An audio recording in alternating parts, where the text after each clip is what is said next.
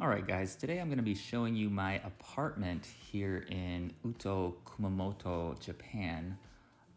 I kind of like the apartment. This is where I park my car, and I live on the second floor, which I don't mind. The apartment is kind of cool looking. It puts off a lot of Blade Runner vibes. I have a nice front view here. Oh, and somebody must have dropped me off some treats here, which is typical in Japan, but they didn't put their name on it, so I guess I'm eating candy from strangers today, but that's funny. This is my entryway. It's called a genkan. You're not supposed to wear shoes inside in Japan, so this is where you leave your shoes. And I guess I'll start with the bathroom here. It's a pretty okay bathroom. I got a washing machine now with a dryer. The dryer doesn't work very well. It takes about 5 hours to dry clothes, but this is the shower. As you can see, it's a pretty deep Japanese bathtub.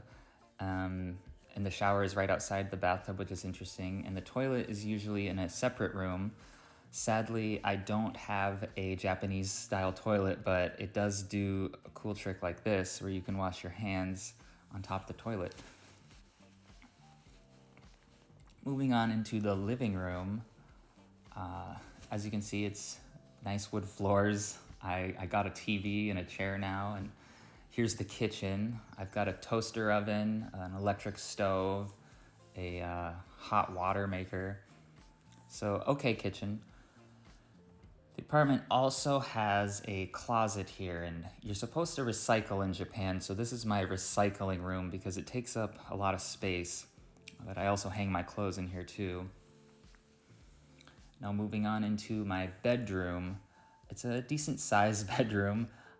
Yes, I sleep on the floor, and I typically put my bedding away in the morning, which is what the Japanese do. It hasn't been too bad yet. I'm thinking about getting a bed in the future.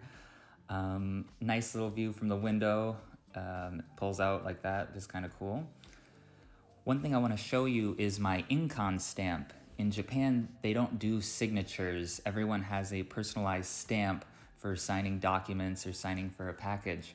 Mine was made by my supervisor, and it means proud of his independence, which is kind of ironic because I need people to do everything for me here because I don't speak Japanese.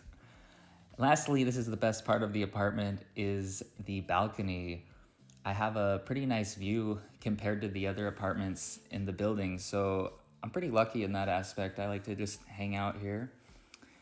So this apartment would typically cost probably $500-600 US, but the program I am in subsidizes the rent, so I'm only paying about $180 US to stay here. So thanks for watching.